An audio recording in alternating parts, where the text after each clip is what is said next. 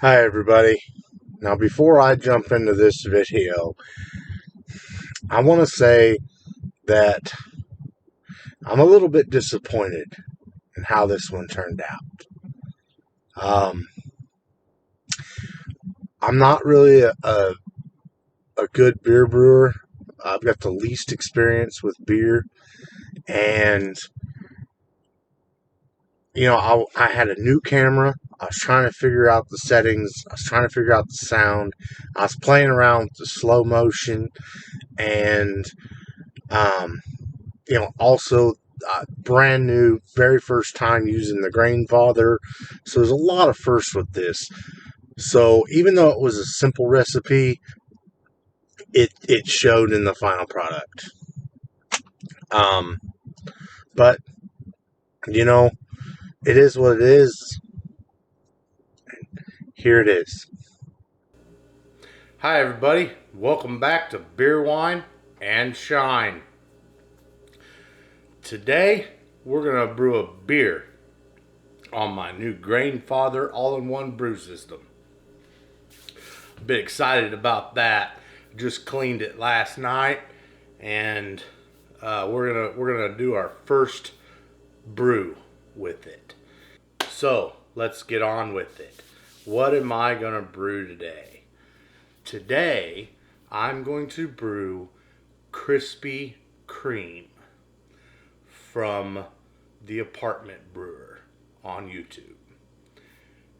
He does a great job on his channel, very well presented, and I get a lot of inspiration from his channel, and he just makes everything just sound so dang good. You just want to brew everything. You know what I mean? I get inspiration from him, and I like his channel. So make sure you check out the Apartment Brewer on YouTube. And if you want to see the original video, it is the creamed ale crispy cream. I'll try to put a link in the description or somewhere wherever it's gonna go. Um,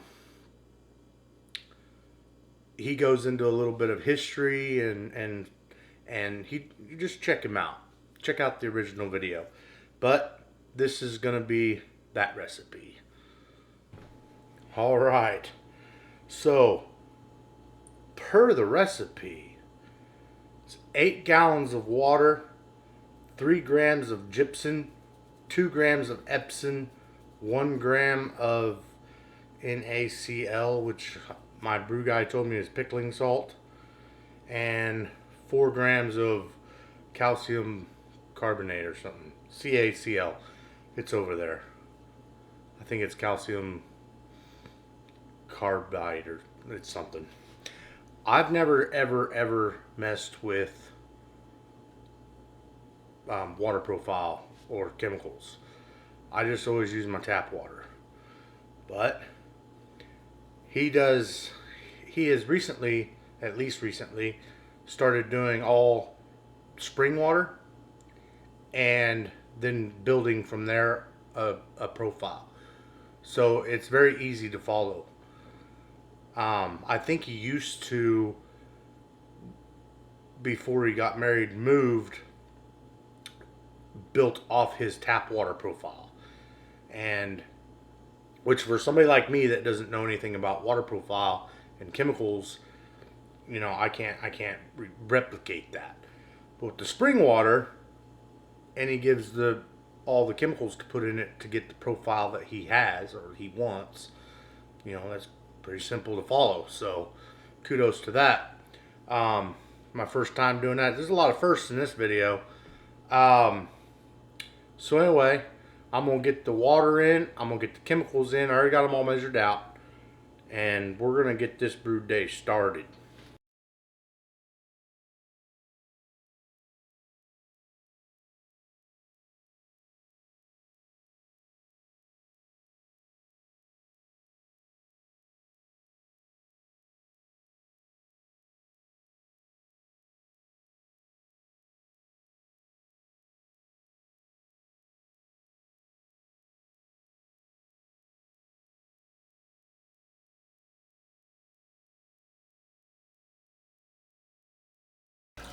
I got my water added and all my chemicals, salts and stuff. I did turn on the recirculation pump. It's not necessary, but all the stuff was at the bottom and I thought it would suck it through, and it's not. It's just leave it in the middle. Probably gonna have to get a paddle. Eh. Alright, per the recipe here, we're going to be mashing in at 152 degrees.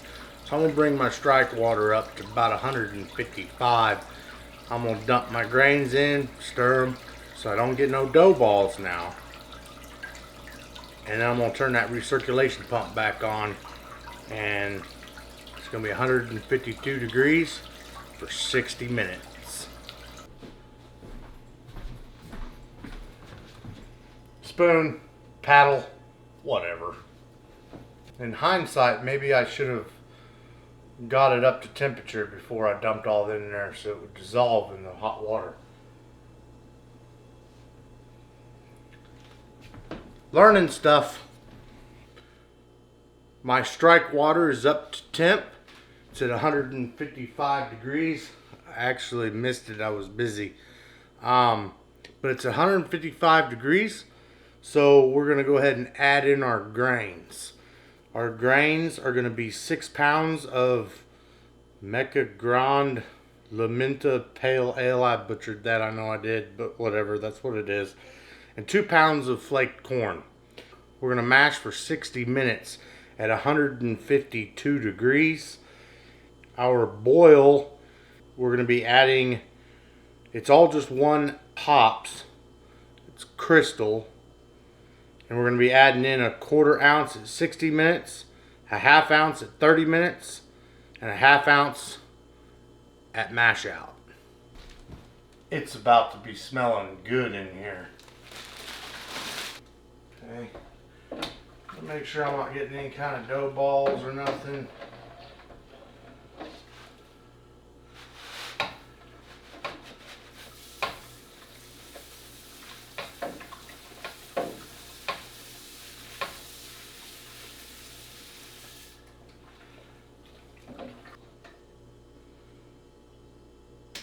Turn on recirculation. 1/4 ounce of crystal. 60 minutes. My temp did come down to 150. So, but it's on, it's ramping up. It won't take it no time at all to get back up to 52. Especially with that circulation going. All grain, all in one systems are pretty nice. I'm gonna give a little bit of a rant here.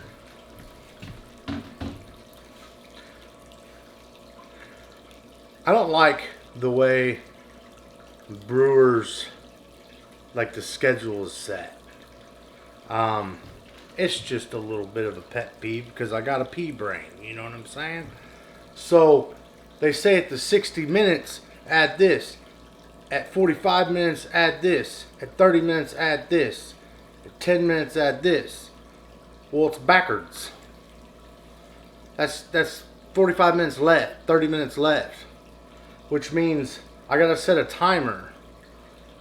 Like, and you gotta think, especially this one ain't so bad because it's 60 minutes, 30 minutes, 0 minutes, okay?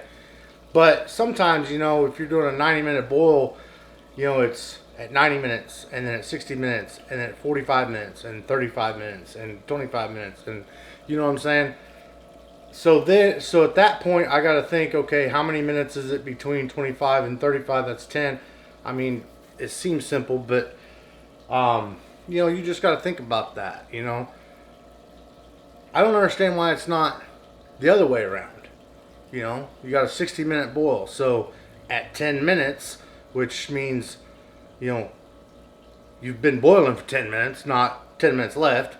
And then at the 20-minute mark, and then at the 40-minute mark, and then at the 60-minute mark. You get what I'm saying?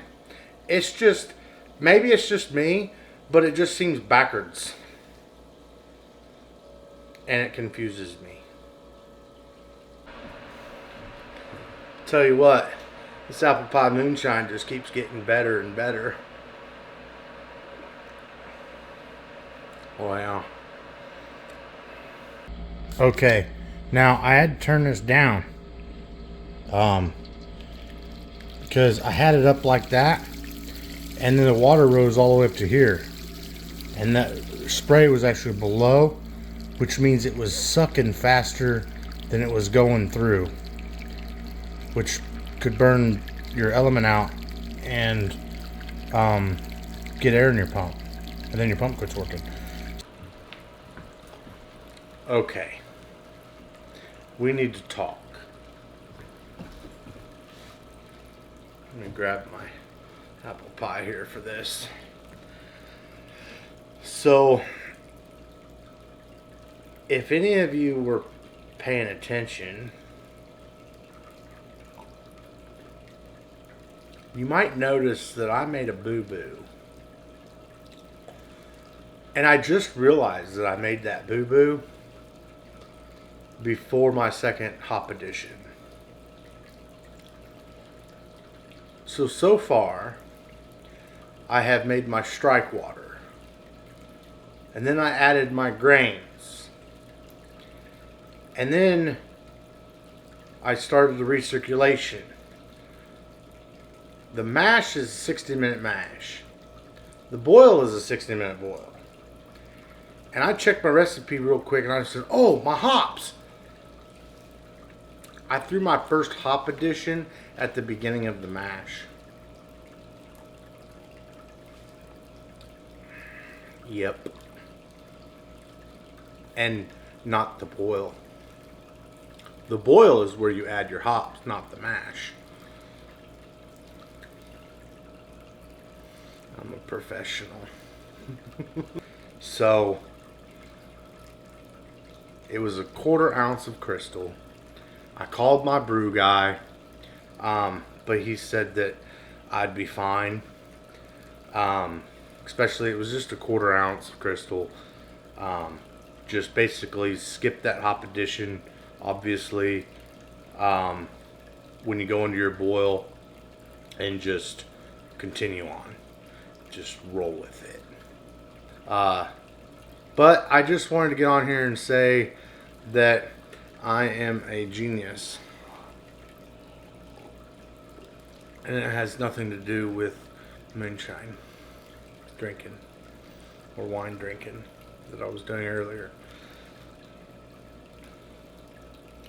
Has nothing to do with any of that. Anyway. Alright, my timer just went off. So we're going to pull the basket out. Alright, so now this is still in the mash. So it's okay to like let it go a little longer. It's not hurt nothing. I just want to give you a little something here. Now here's my iodine test. We don't really do this for beer too much, but whiskey we do. I'm gonna do it anyway. Look how clear that just went. That just went right clear again. Look at that. We'll do it again. Now I've done my iodine test. We're good. Okay.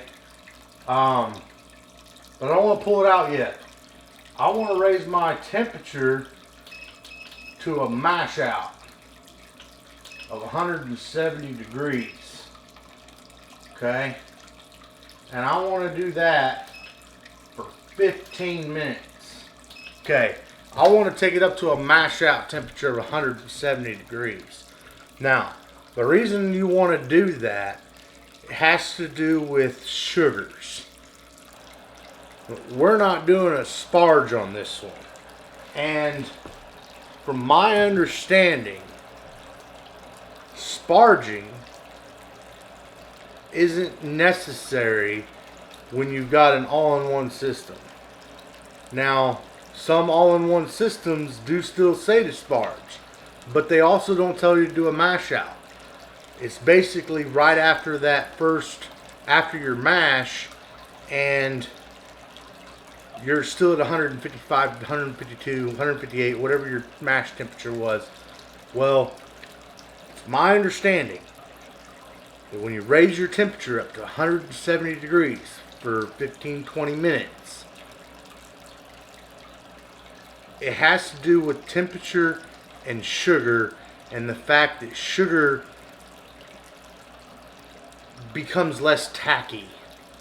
Okay? If you have hot water and you have sugar in it, and you dip your finger in there and feel it, it doesn't really feel all that sticky. However, when it drops down to room temperature, it's like glue. You know, it's real sticky. It's kind of the same aspect. At 170 degrees, the sugar just releases and doesn't cling to the grain. So therefore, when you pull your basket out, the water all drains through your grain bed and washes the sugar with it, eliminating the need for a sparge. Now that's my understanding.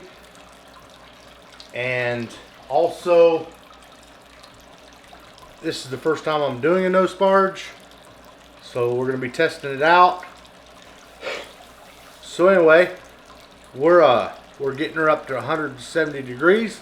Then we're going to hold it for 15 minutes, and that's going to be that. After the 15 minutes, then we're going to shut the fire off, and then we're going to raise it up and drain it, and we're going to let that drain for 15 to 20 minutes. I'm going to go ahead and shut off the recirculation now, and I'm going to bump it up to just below boiling, probably 200 degrees. Now, some systems, you want to raise the basket and let it drain a little bit before you bump it up. You actually want to turn the burner off. This Grainfather has legs on it like that tall. There's literally this much dead space underneath the basket. So there's water under there. I'm not worried about burning out the element because there's not enough water. So I can actually bump it up right now, then raise the basket and let it drain for 15 or 20 minutes. That's what we're going to do.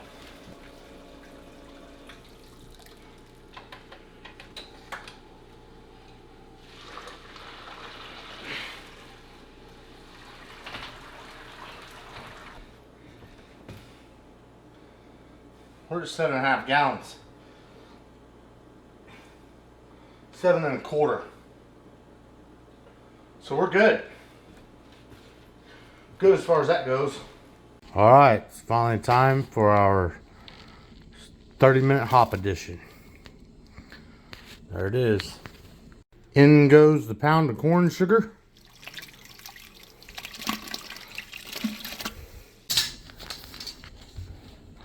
Last 10 minutes. And goes the chiller. All right, last half ounce of crystal at flame out. All right, guys. I apparently didn't get the draining and pitching of the yeast, or even the recirculation of the water. I got in a hurry, and I forgot to push the record button. Had to go meet my family for supper, and I was running out of time. So, but I got it cooled down. I got the yeast pitched, and she's a fermenting away now. So, sorry I didn't get that on there, but I didn't hit the record button.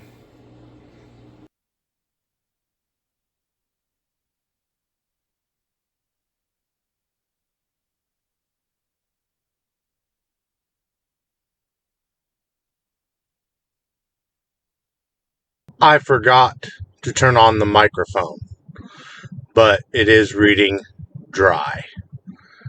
1.000.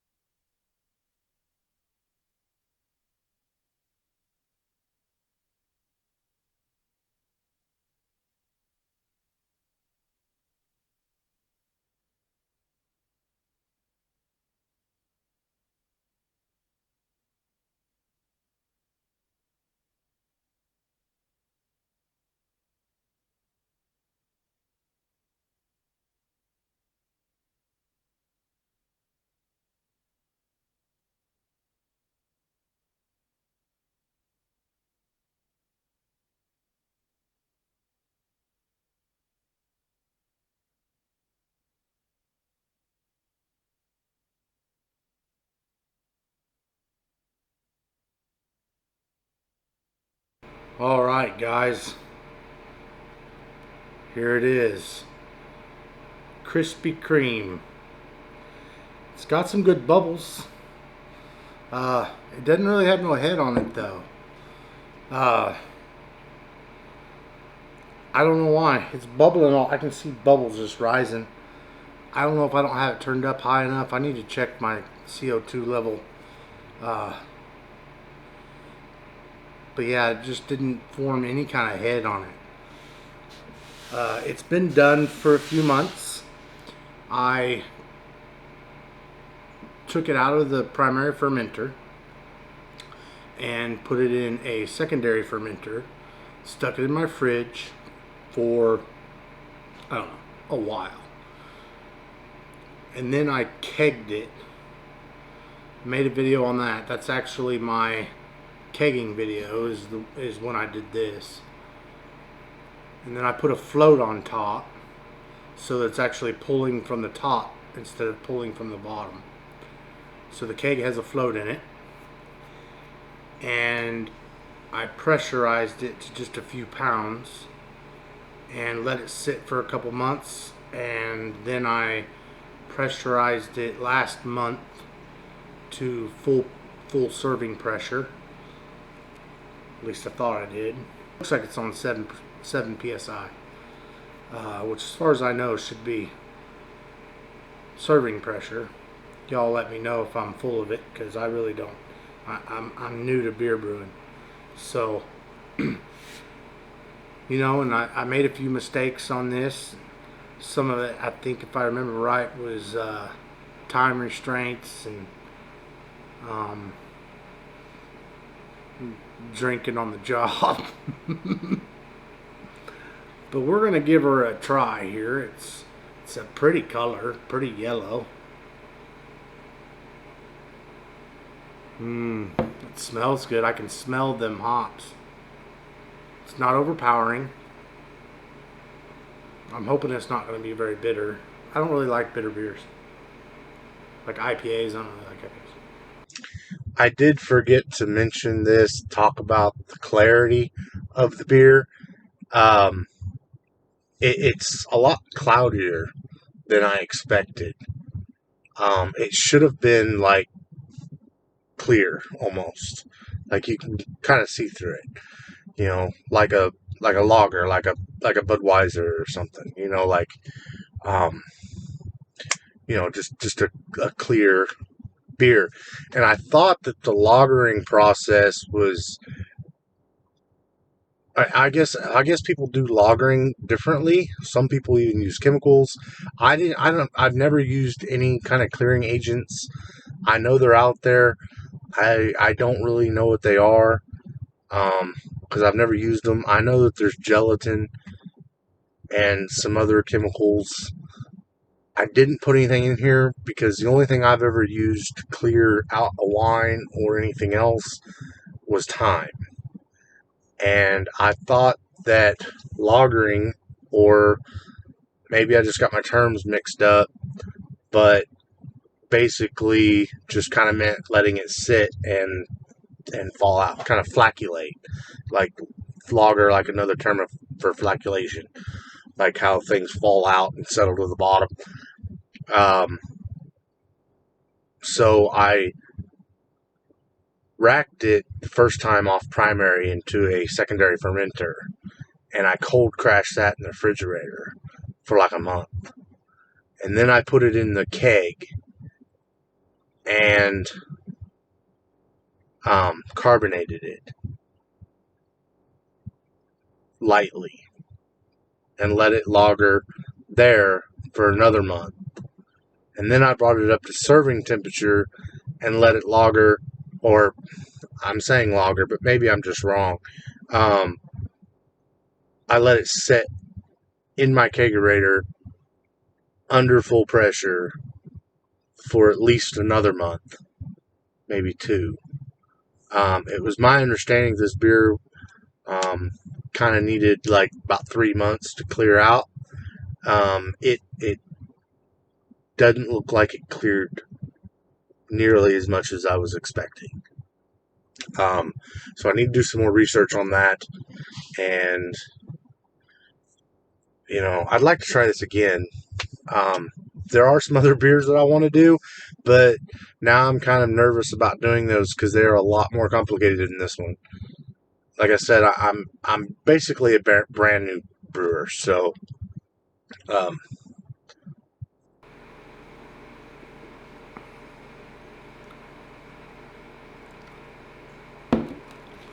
Now, it didn't turn out to have the gravity that I was looking for, and I don't know what I did wrong there. Um, but it didn't have the gravity that I want, so it's a pretty weak beer, actually.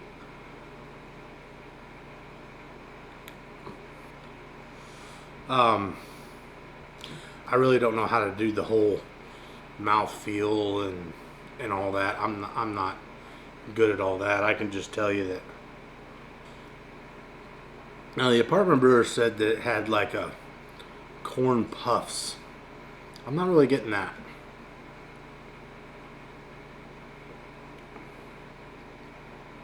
I am getting corn.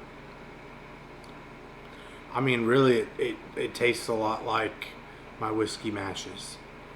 When I make a whiskey mash with corn, of course, the same ingredients, so why wouldn't it, right?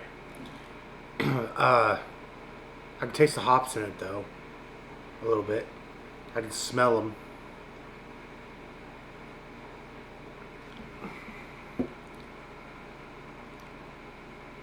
I think it would be better if it was a stronger beer. I don't remember what the gravity was. I have to go look. But I do remember that he ended up with like a 4.8 or something. I don't remember. But I think I ended up with like a 3 or something.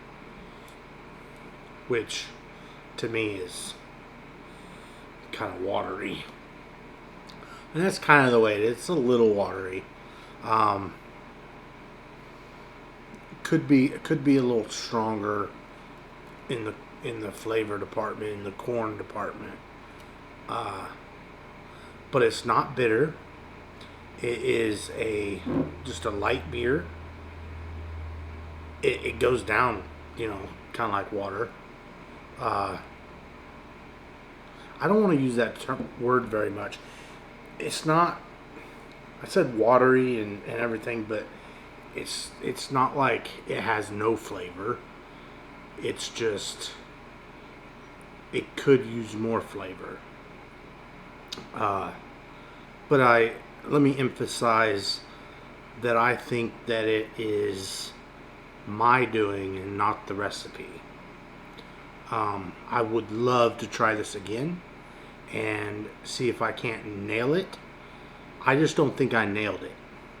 Um, it's a very simple beer, so I should have been able to nail it, but I need to rewatch the video, and I will during editing, and kind of figure out. I just remember that I did some things wrong, and possibly even maybe it was when I had to shut down. I don't remember. But anyway, I would love to try this again. Uh, it is very drinkable. Uh, it is a wonderfully easy to drink hot summer day. And grab you a glass of this and you'll be all right. I just wish it had a little more alcohol in it. might have to drink about half that 5-gallon belt thing but I like stronger beers. Other people probably wouldn't. But I like my beers to be about 8%, 6%, 8%. Because I like my whiskey at like 120. So anyway, I've jabberjawed enough. My SD card here's about to run out of space, so I better get on with it. So anyway, thank you, Apartment Brewer, for giving me the idea for this, and in a true Apartment Brewer style ending, Cheers.